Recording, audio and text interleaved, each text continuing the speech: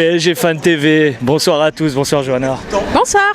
Contrairement à samedi, là mardi soir, on est face à Nantes en déplacement et ça a été compliqué, je vais dire, avec une fin un peu où on aurait pu terminer soit par un match nul, voire peut-être une défaite.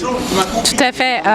C'est un match qui allait à peu près bien à la première mi-temps, mais l'équipe n'a pas su rester sereine jusqu'à la 93e minute, je crois. Et c'est dommage parce que on a eu un Kimpembe qui était assez rassurant sur ces derniers matchs et là on voit clairement que la défense elle a faibli. Donc moi ce qui me fait peur en fait c'est que si on a un combo sans Neymar, sans Silva, sans Marquis, ça va être très compliqué même si on a des très bons milieux, mais Meunier il m'a fait énormément peur. Mais vraiment très très peur sur ses actions et on a eu quand on essayait de mettre un peu de dynamisme, il a vraiment ralenti le rythme. Il a stoppé le rythme plutôt on va dire et j'avais même plus envie qu'on lui fasse une passe à la fin. Je me dis mais c'est pas possible. Le Meunier que j'ai connu en 2018 en Belgique à la Coupe du Monde, il est plus là. Hein. Il a disparu. Je vais faire un avis de recherche parce que franchement il est clairement pas bon du tout. Il a pas le niveau. Même si il est partout là où il y a les actions. Donc je me dis le gars il a du rythme, il doit avoir un cardio parce qu'il est partout. Mais il faut pas lui donner le ballon. On voit très clairement que là le jeu nantais est fait de transition et un jeu rapide vers l'avant.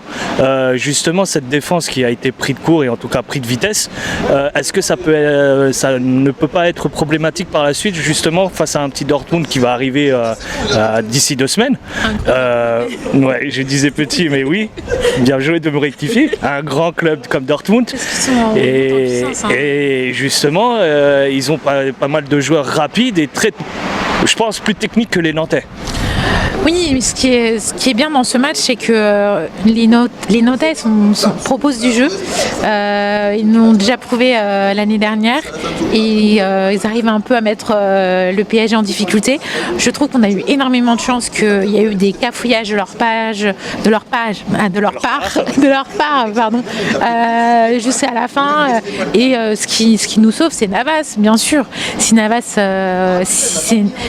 n'était pas là, le match aurait été tout autre.